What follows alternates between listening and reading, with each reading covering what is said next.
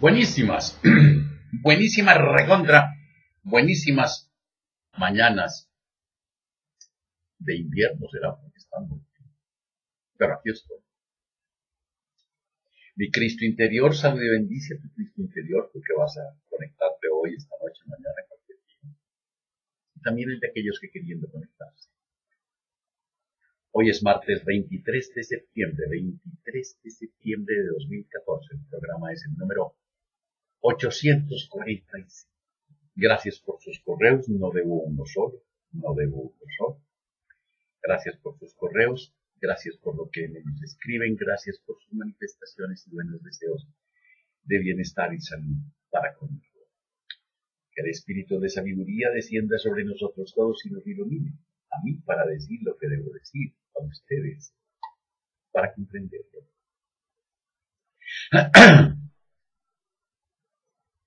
Este programa de hoy se las trae. ¿Por qué? Porque muchos de nosotros no entendemos que para llegar al odio hay que hacer un proceso. Y hay unos de nosotros que odiamos. Y sufren. Yo no odio. Hay unos de nosotros que odian y sufren. Veamos a ver qué dice este texto. El odio es una de las perturbaciones mentales más comunes y destructivas y que nos afecta la vida diaria en todos los ambientes. El odio se ve en las oficinas, en las casas. Para solucionar el problema del odio, primero debemos identificarlo y reconocer que nos perjudica tanto a nosotros mismos como a los demás y apreciar los beneficios de tener paciencia con las dificultades. Luego, debemos aplicar métodos apropiados para reducir el enfado en la vida diaria y controlarlo. Me encanta este documento. Escuchen esta definición. Escuchen. ¿Qué es el odio? Y examínense ustedes a ver si sí es así. ¿Qué es el odio?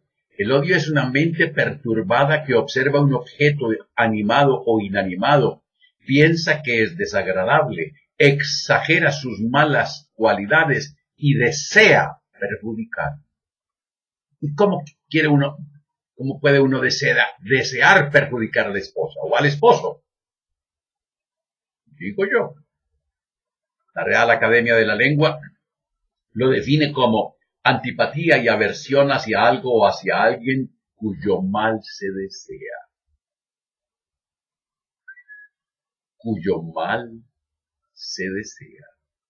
Puesto que el odio está basado en una exageración, la persona o el objeto que se observa en realidad no existe. Además, como se expondrá más adelante, proviene de una mente destructiva, una mente muy enfermita.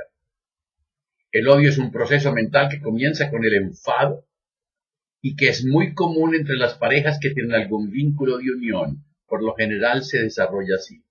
Al principio nuestra pareja nos parece desagradable. ¿Cómo jode? ¡Ay!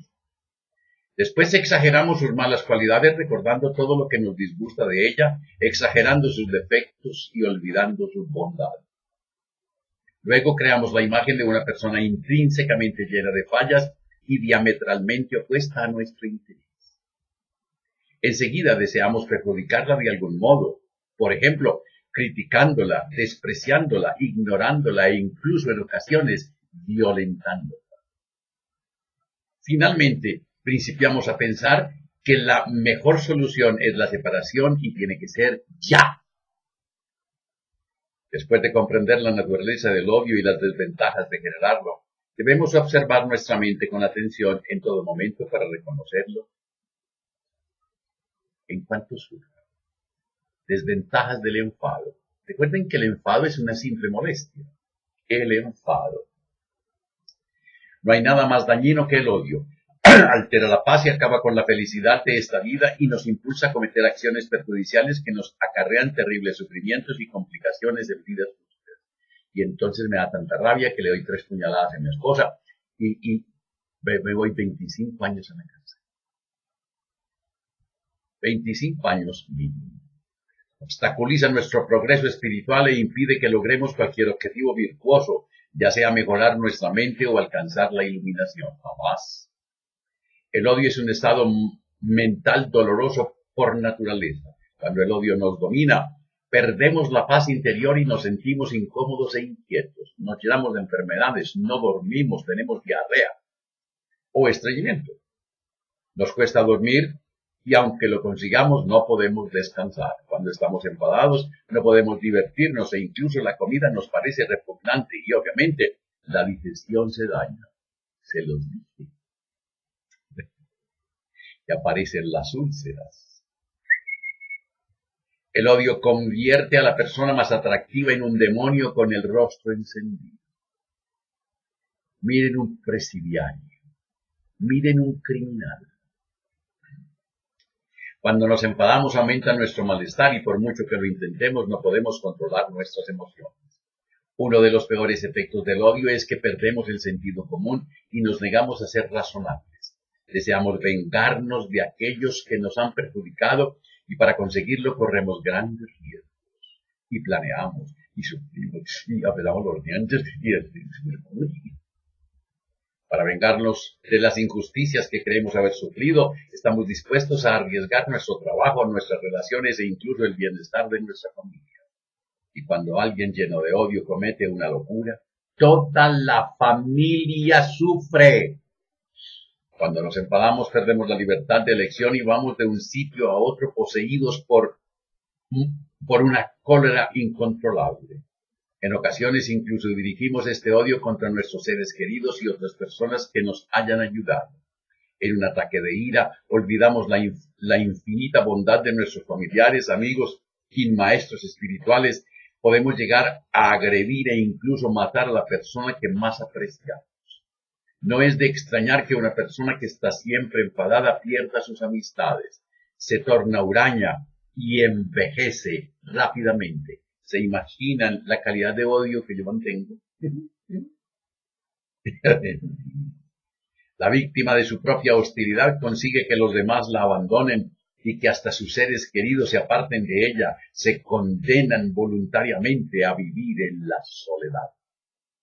La falsa creencia de que los demás lo odian puede incluso causarle la locura y convertirse así en víctima de sus propios engaños.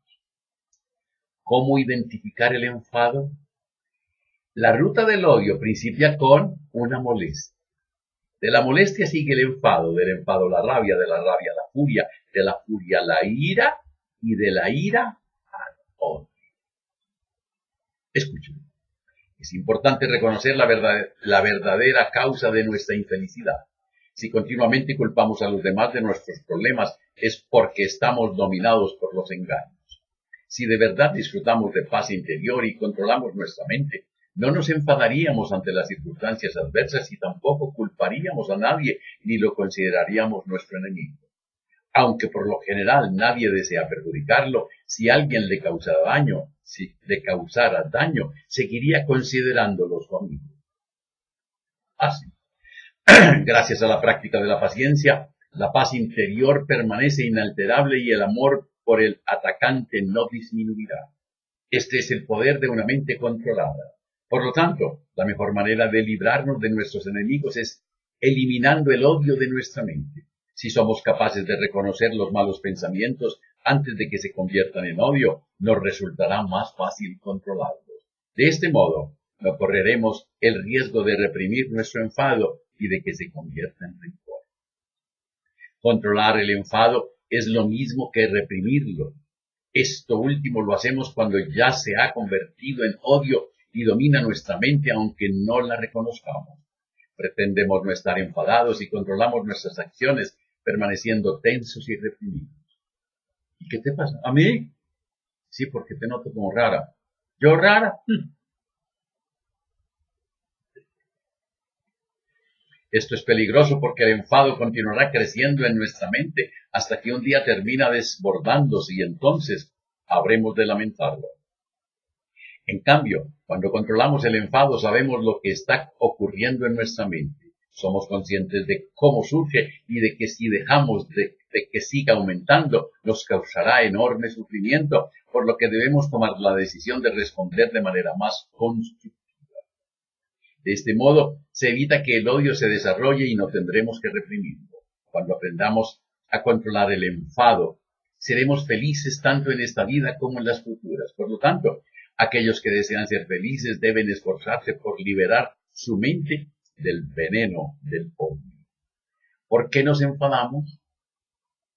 El odio surge como resultado del malestar al enfrentarnos con circunstancias adversas. Si no podemos satisfacer nuestros deseos o nos encontramos en una situación desagradable, es decir, si tenemos que soportar algo que no nos gusta, perdemos el control de nuestra mente y enseguida nos deprimimos. Entonces, este malestar se convierte en odio y nos sentimos cada vez peor. La otra situación en la que nos enfadamos es cuando tenemos que enfrentarnos con lo que no nos gusta. Cada día nos encontramos con circunstancias desagradables, desde que nos pisen un pie en el muslo o perder una discusión con nuestra pareja hasta que se declare un incendio en nuestra casa y nos diagnostiquen una enfermedad, y nuestra manera habitual de reaccionar ante estas adversidades es deprimiéndonos y enfermándonos. Sin embargo, por mucho que lo intentemos, no podemos evitarlo. No podemos asegurar que a lo largo del día no nos vaya a ocurrir alguna desgracia o incluso que nos muramos en el samsara, es decir, en el transcurso de la vida. Es imposible controlar las circunstancias. ¿Y qué es el samsara? Es el ciclo de nacimiento y muerte. Samsara, palabra venida del sánscrito. Es el ciclo de nacimiento y muerte. Es el renacimiento de todo ser humano mientras siga en la ignorancia. El budismo dice que el estar atado a esa rueda de renacimiento es debido a las tres raíces de lo malsano, a los tres venenos, la avidez, el odio y la ignorancia. La ignorancia. La práctica del budismo zen tiene como fin transformar estos tres venenos en los tres antídotos correspondientes. De esta forma, a través de la práctica perseverante y del desarrollo adecuado de la atención consciente, va surgiendo la sabiduría, entendida como disolución de la ignorancia, la ecuanimidad, esto es, la serenidad mental y emocional, que permite la disolución de los apegos, y la compasión, o sea, la disolución de la cólera y el odio. La compasión. Saber es tener certeza, pues el conocimiento no está sujeto a interpretaciones. Saber es tener certeza, pues el conocimiento no está sujeto a interpretaciones. El que cree no sabe, el que sabe no cree. Más allá de la percepción no hay juicios. Juzgar esto o lo otro de esta o de aquella manera es un mecanismo del sujeto subjetivo. Y los juicios siempre entrañan rechazo. Juzgar implica que abrigas la creencia de que la realidad está a tu disposición. Jamás juzguen. Yo he estado controlando eso. Cada uno debe identificar su propio conflicto interno, sus mecanismos de manipulación y situarse en una actitud contemplativa de no violencia, un estado desde el cual se permite tener una visión íntegra, armónica y global de todo. El enfado y las relaciones. El odio destruye nuestras relaciones con los demás, es claro. Cuando convivimos con una persona, a menudo nuestra personalidad, intereses, prioridades y costumbres entran en contradicción con los suyos. Puesto que pasamos juntos la mayor parte del tiempo y conocemos sus defectos, resulta fácil criticarla, enfadarnos con ella por el menor motivo y culparla de hacernos la vida insoportable. Si no nos esforzamos por controlar nuestro enfado en cuanto surja, nuestra relación se deteriorará. Aunque dos personas estén enamoradas, si se enfadan con frecuencia, sus momentos de felicidad irán disminuyendo. Finalmente llegará un momento en que antes de terminar una discusión, estarán empezando otra. En una relación de pareja todos los días tenemos motivos para enfadarnos. Por lo tanto, para evitar el resentimiento debemos controlar el enfado en cuanto surja en nuestra mente. Después de cada comida, lavamos los platos, puesto que no queremos vivir en una casa desordenada ni tener que hacer al final un enorme trabajo. De igual modo, debemos esforzarnos por limpiar la suciedad de nuestra mente lo antes posible, porque si permitimos que se acumule, nos resultará cada vez más difícil hacerlo y pondremos en peligro nuestra relación. Debemos recordar que cualquier situación en la que vayamos a enfadarnos es también una oportunidad para practicar la tolerancia. Además, una relación llena de dificultades nos ofrece la posibilidad de eliminar la estimación propia y el aferramiento propio, las causas verdaderas de todos nuestros sufrimientos. Si ponemos en práctica las enseñanzas sobre la paciencia que se ofrecen en el presente documento, podremos transformar nuestras relaciones en oportunidades para el desarrollo espiritual. Con el odio, convertimos a los demás en nuestros enemigos. Existe la idea generalizada de que el enfado surge cuando nos encontramos con una persona que nos desagrada, pero en realidad es nuestro propio odio el que transforma a esa persona en nuestro enemigo. Es lo que nosotros hacemos en la mente de ella. La otra persona está, ni se entera. El que tiene tendencia a enfadarse vive en un mundo dominado por la paranoia y siente que todos son sus enemigos. El antídoto contra el odio es la paciencia y si estamos realmente interesados en avanzar por el camino espiritual, no hay mejor práctica que la de esa virtud, la paciencia. El principio de la no violencia es la práctica de la paciencia, es el que evita toda agresión. Eso lo dijo un hombre que fue asesinado en 1945, que vestía un pañal, no, una sábana, y que se llamaba Mohandas Karamchand Gandhi. ¿Sabían que se llamaba así? Mohandas Karamchand Gandhi. ¿Cómo tratar con el enfado? Puesto que no podemos satisfacer todos nuestros deseos ni evitar las situaciones que no deseamos, debemos encontrar otro método de reaccionar ante las dificultades. Hemos de aprender a practicar la paciencia. La paciencia es una mente que acepta por completo y con alegría cualquier circunstancia en la que nos encontremos. No se trata de mordernos la lengua y aguantar lo que nos digan, sino de aceptar la situación sin pensar que debería ser de otro modo. Y como dicen los jóvenes de hoy, me pasa rozando al verlo así. Siempre es posible tener paciencia, puesto que ninguna circunstancia es tan adversa que no podamos aceptarla con paz, serenidad y con una mente abierta. Cuando la virtud de la paciencia está presente en nuestra mente, es imposible que nos gobiernen los malos pensamientos. Existen numerosos ejemplos de personas que han conseguido tener paciencia incluso en circunstancias extremas, como al ser torturadas o sufrir los dolores que un cáncer produce en algún órgano de nuestro cuerpo. Aunque estaban desvalidas y no tenían esperanzas de recuperación, en el fondo de su mente encontraban la paz. Si aprendemos a aceptar las pequeñas dificultades de la vida diaria, nuestra capacidad para tener paciencia aumentará y descubriremos la felicidad y libertad que nos proporciona esta práctica. La práctica de la paciencia. ¿Recuerdan la historia de la Biblia del santo Job? Si practicamos la paciencia de aceptar voluntariamente el sufrimiento, mantendremos la serenidad incluso al experimentar dolor y sufrimiento. Si mantenemos en todo momento este estado apacible, no nos dejaremos llevar por el desánimo. En cambio, si tenemos malos pensamientos, no podemos impedir que surja el otro. Si es posible resolver una situación adversa, no hay razón para enfadarnos, y si es imposible, tampoco nos sirve de nada hacerlo. ¿Qué beneficios logramos con ser desdichados, infelices? Debemos aplicar este razonamiento a cualquier circunstancia. La paciencia de aceptar voluntariamente el sufrimiento no consiste en quedarnos impasibles ante una situación. Si es posible mejorarla, por supuesto que debemos hacerlo, pero sin enfrentarnos ni deprimirnos. Por ejemplo, si nos duele la cabeza, no hay ninguna contradicción entre tomar una aspirina y practicar la paciencia, puesto que hasta que surja efecto podemos aceptar el dolor. Si en cambio rechazamos este último, nos pondremos nerviosos y como resultado aumentará. Mientras permanezcamos en el samsara, seguiremos experimentando circunstancias desagradables, pero si las solucionamos de manera realista, nos evitaremos sufrimiento innecesario. En lugar de dejarnos llevar por las emociones, hemos de analizar si resulta útil enfadarnos en estas circunstancias.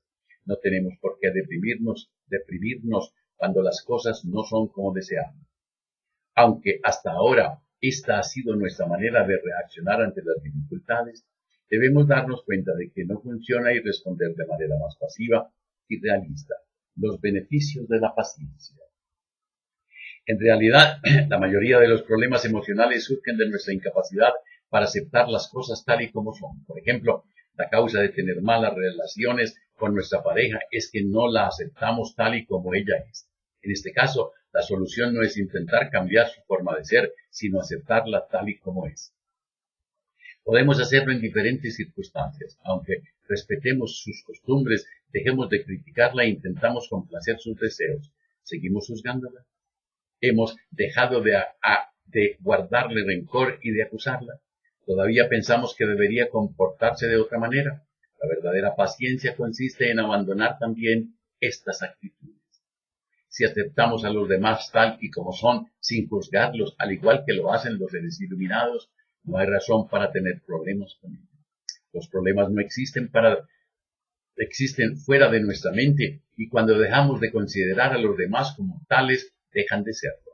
La persona desagradable para la mente, incapaz de aceptarla, no existe en el espacio abierto y apacible de la paciencia. La paciencia de aceptar el sufrimiento no solo nos ayuda a nosotros, sino también a aquellos con los que la practicamos. Existe una gran diferencia entre ser juzgados y ser aceptados. Cuando alguien es juzgado, se pone a la defensiva, pero si es aceptado, se relaja y puede mostrar sus buenas cualidades y virtudes. No te engañes por más tiempo pensando que eres impotente ante lo que se te hace. Reconoce únicamente que estabas equivocado y todos los efectos de tus errores desaparecerán. Ni las coincidencias ni las cualidades son posibles en el universo tal como Dios lo creó, fuera del cual no existe nada. Si sufres, es porque decidiste que tu meta era la pobreza. Si eres feliz, es porque pusiste tu poder de decisión en manos de aquel que no puede sino decidir a favor tuyo. El mundo que ves no es sino el testigo fútil de que tenía razón, es un testigo demente. Tú le enseñaste cuál tenía que ser el testimonio y cuando te lo repitió lo escuchaste y te convenciste a ti mismo de que lo que decía haber visto era verdad. Has sido tú quien se ha causado todo esto a sí mismo. Solo con que comprendieses esto, comprenderías también cuán circular es el razonamiento en que se basa tu visión. Eso no fue algo que se te dio, eso fue el regalo que tú te hiciste a ti mismo y que le hiciste a tu hermano.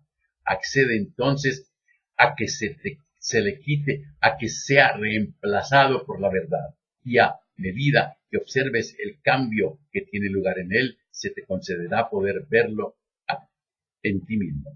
Esta oración es del carajo. Grábensela, por favor. Soy responsable de lo que veo. Elijo los sentimientos que experimento y decido el objetivo que quiero alcanzar. Y todo lo que parece sucederme, yo mismo lo he pedido y se me concede tal como lo pedí. Gracias por la gritería, voy a repetirla. Soy responsable de lo que veo. Elijo los sentimientos que experimento y decido el objetivo que quiero alcanzar. Y todo lo que parece sucederme, yo mismo lo he pedido y se me concede tal como lo pedí. La rueda del Dharma. Después de que Buda alcanzara la iluminación como respuesta a algunas peticiones, surgió de su meditación estabilizada y giró por primera vez la rueda del Dharma. Estas enseñanzas que incluyen los sutras son las enseñanzas, vienen de las 4 nobles verdades y otros discursos constituyen la fuente principal del budismo hinayana o vehículo menor. Más tarde, Buda giró por segunda vez y tercera vez la rueda del Dharma y enseñó los sutras de la perfección, de la sabiduría y el sutra que discierne la intención respectivamente. Estas instrucciones son la fuente del budismo Mahayana o gran vehículo. En las enseñanzas hinayanas, Buda nos muestra cómo lograr la liberación propia del sufrimiento y en las Mahayanas, cómo alcanzar la iluminación total o búdica para el beneficio de todos los seres. Ambas tradiciones florecieron en Asia, al principio en la India y más tarde en otros países, incluyendo el Tíbet. Hoy día empiezan a florecer en Occidente. Las enseñanzas de Buda reciben el nombre de Dharma y se dice que son como una rueda que gira y se traslada de un lugar a otro según las condiciones e inclinaciones kármicas de sus habitantes. La presentación externa del budismo sigue adaptándose a las diversas culturas y sociedades, pero su verdadera esencia permanece intacta y se transmite a través de un linaje ininterrumpido de practicantes realizados. Se dice que las enseñanzas de Buda son como una rueda preciosa, porque allí donde se difunden, las seres que las ponen en práctica tienen la oportunidad de controlar su mente. En el centro de la rueda del Dharma está el emblema del budismo Kadampa internacional, un sol radiante saliendo por detrás de una montaña nevada. Tres cosas deben respetarse: la religión, la autoridad y la opinión ajena. Tres cosas deben gobernarse: cuidarse, la lengua, la conducta y el deseo. Tres cosas deben acrecentarse, incrementarse: la caridad, el trabajo y la sabiduría. Tres cosas deben combatirse: la envidia, la pereza y el odio. Existen tres clases de personas: las que entienden, las que no entienden y las que no quieren entender. Voy a repetir esa última. Existen tres clases de personas: las que entienden, las que no entienden y las que no quieren entender. Pidan este documento, yo se los mando a un clic, o vuelvan a ver el programa. El asunto es: cuídense del odio, sonrían. Y si alguien te ofende, es decir, te ofende no, si te ofende es porque te sientes mal. Si alguien te quiere o pretendiere ofender, dile mentalmente: te perdono, te amo, gracias. Te perdono, te amo, gracias. Cuando te abrazas, cuando te quieres, cuando te amas, la vida te abraza, la vida te quiere, la vida te ama. Mañana, entrevista del trabajo.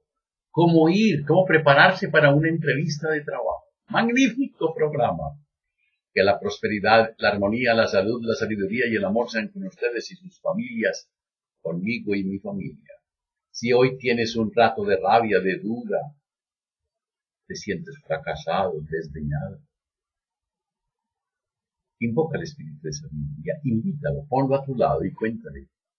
Y si algo encuentras mal puesto en tu conciencia, perdónalo, ámalo. Agradécelo, olvídalo. Y si es contigo, perdónate, ámate, agradece y duerme. Y no se les olvide reír, pero por nada.